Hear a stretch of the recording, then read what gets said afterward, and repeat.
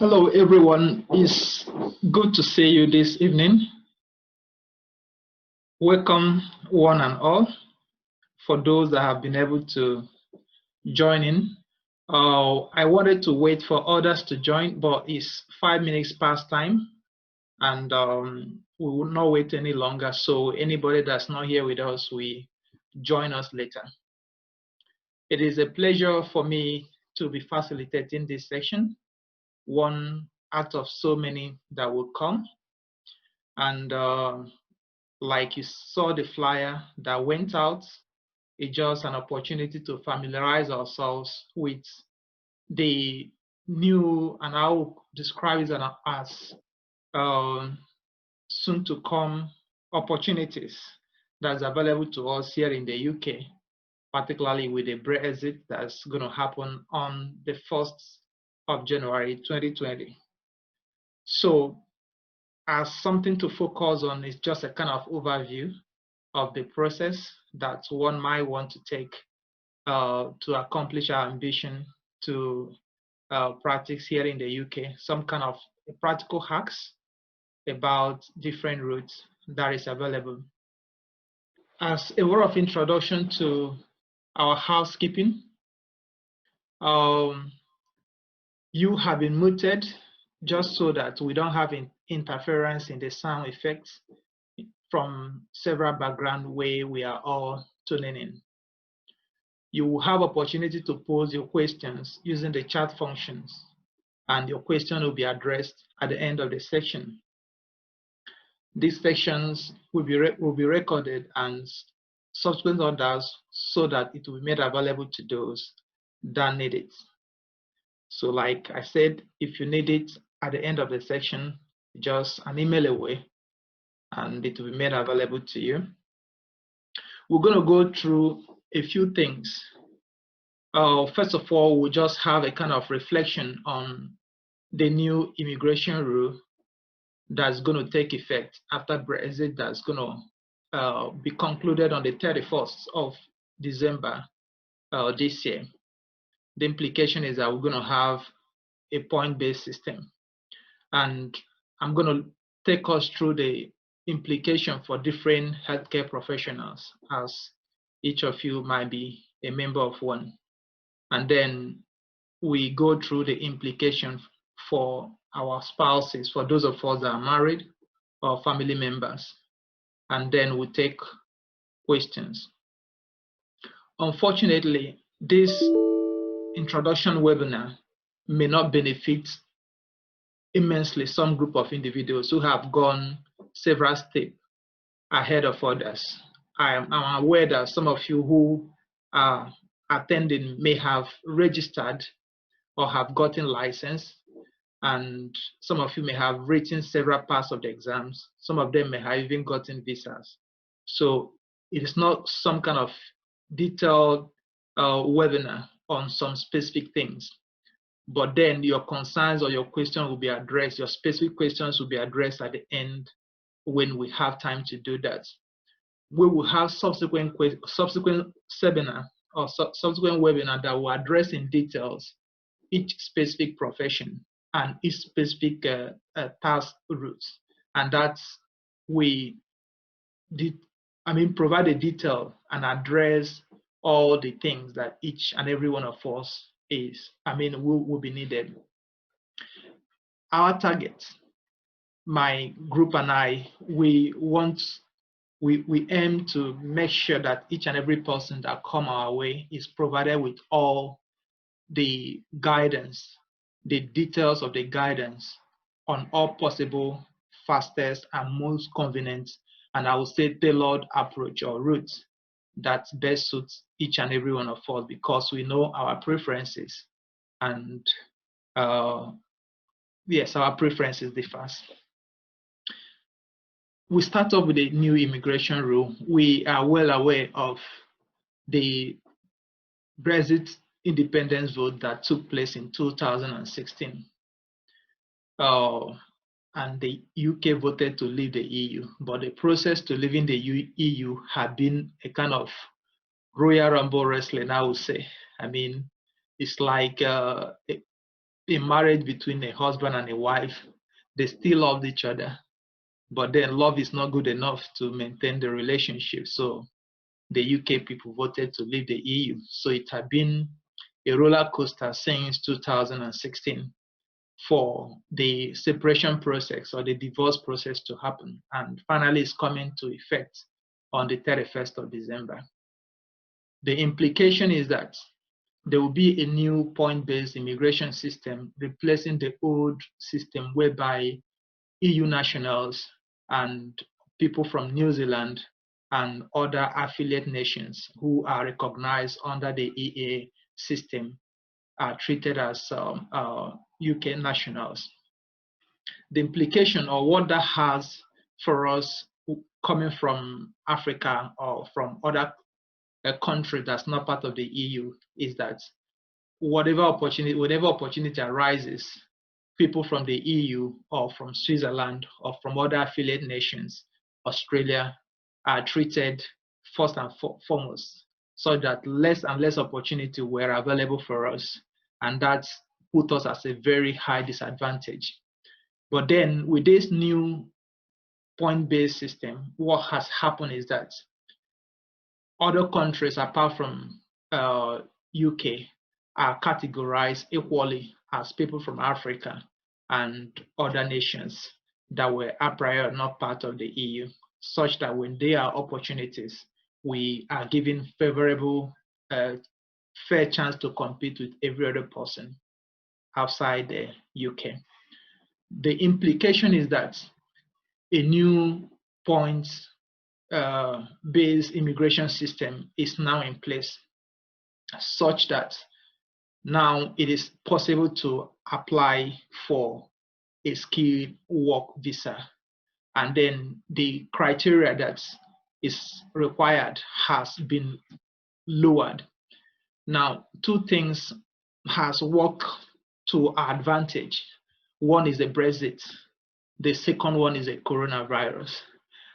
Whenever I discuss with my friends, I'll say the new normal. There is no one here in the UK that even know what the new normal is going to be, because things are changing rapidly. Even guidelines are having in place. No one will know exactly what the guidelines are. So for some of you that are in the process of registering or have friends who have just licensed, you understand that a whole lot of things are changing. So what does the new point-based system entails? And for us who are health professionals, the implication is that almost all the health professionals are qualified for this skilled worker program, unlike many who were not qualified because of the entry-level salary that you need to earn before the new rule, which was more than £30,000. At the moment, it has been lowered to 25,100 something in that region, and all the healthcare professionals earn above that. But much more importantly, also, there is a healthcare worker visa, which makes it much easier for healthcare professionals to immigrate. So in addition to the skilled worker visa, healthcare professionals are treated much better in the visa application process. So under the healthcare worker system, there is the under the skilled workers visa, there is a healthcare worker visa. There is also the global talent visa for some of us who might want to go the route. If one goes through the route of the health workers visa, which is part of the skilled worker visas, you have to stay up to 5 years to get your permanent residence. But if you go through the global talent visa, you have to stay only 4 years to get your permanent residence. But again, if you go through the Tier 4 visa, that lasts, which is still available, you have to stay on to 10 years for you to get your permanent residence. But the good thing is, UK has reintroduced the 2 years post-study visa, which was scrapped when the Conservative came into power in 2010. So at the moment, we have 2 years for undergraduate and master's program, and 3 years post-study visa for PhD students. The next one is for the pharmacists.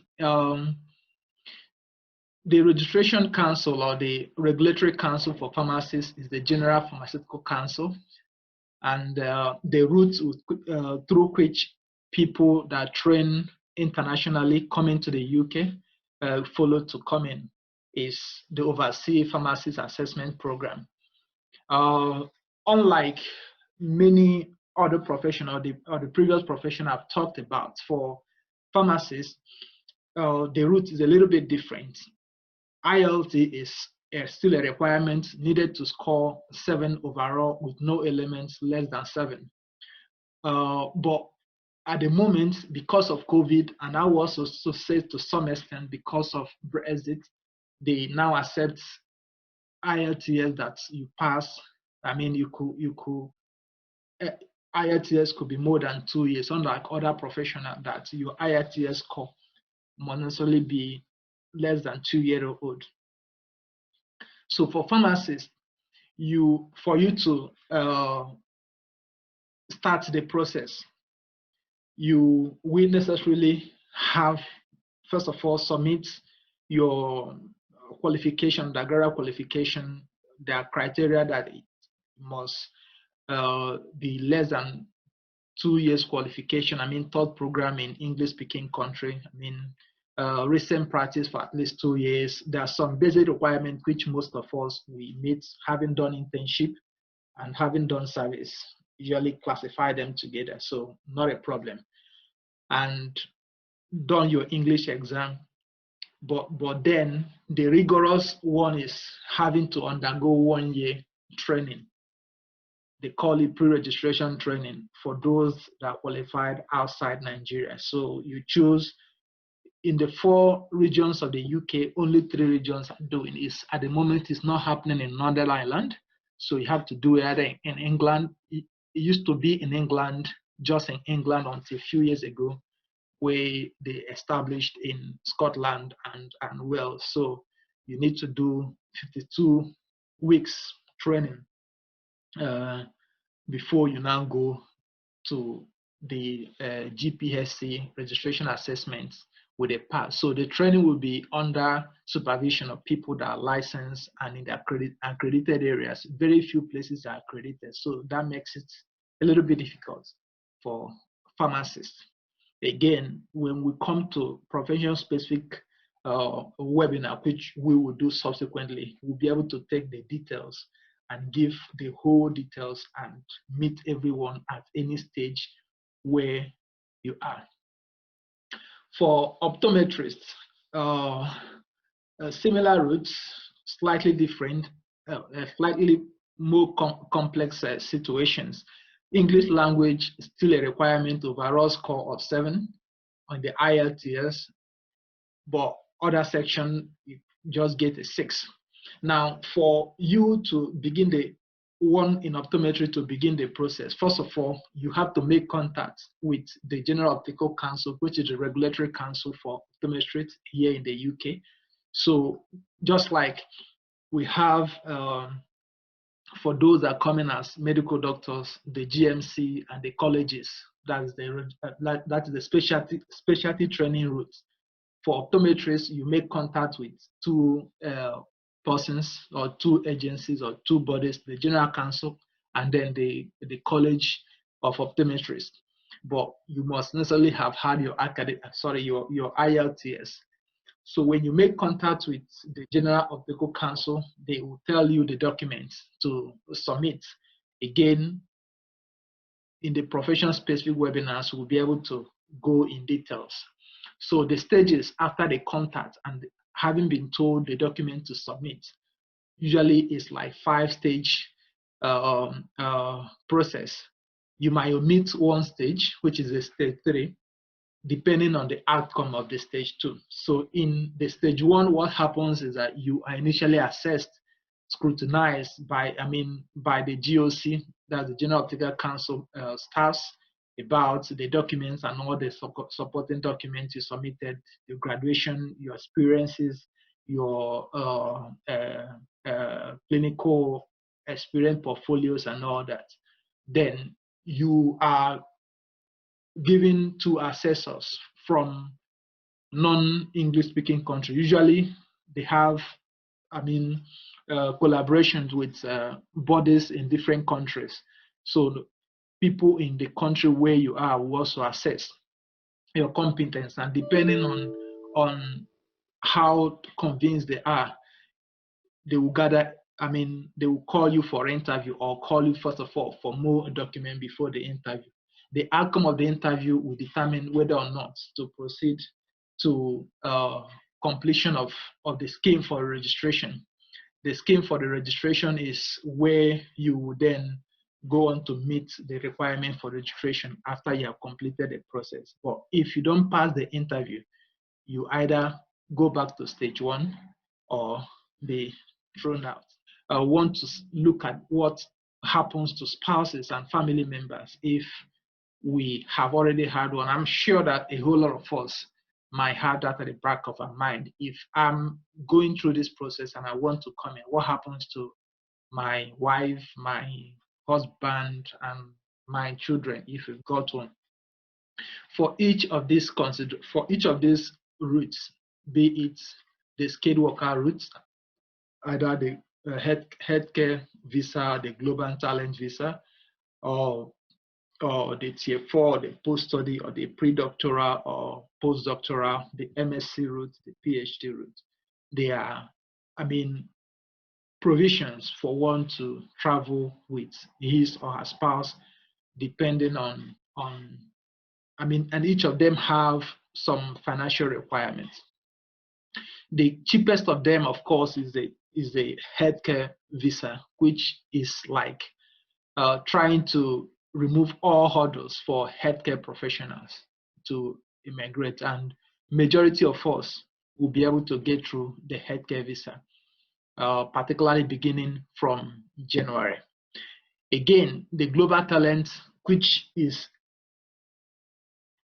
like the most competitive of all, because only selected few can get into the global talents. And how do we get into the global talent is just being highly exceptional in our profession, highly distinguished. They're looking for individuals who have made impact in their profession one way or the other. There are ways of applying to it. We'll come to this because it's route a whole lot of individuals has not explored, and is the one that gives you the fastest track to becoming a permanent resident and citizen. And most persons are not going through it.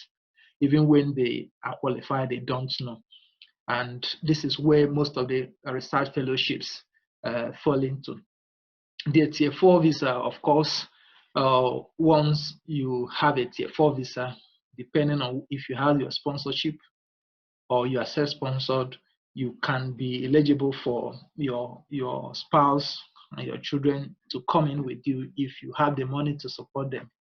And of course, the post-study visa also are given to spouses and children. The same goes with postdoctoral. Some of the postdoctoral fellowship can come in under the global talent visa, whereas some of them could just come in as skilled workers program, depending on the type of postdoctoral fellowship one gets.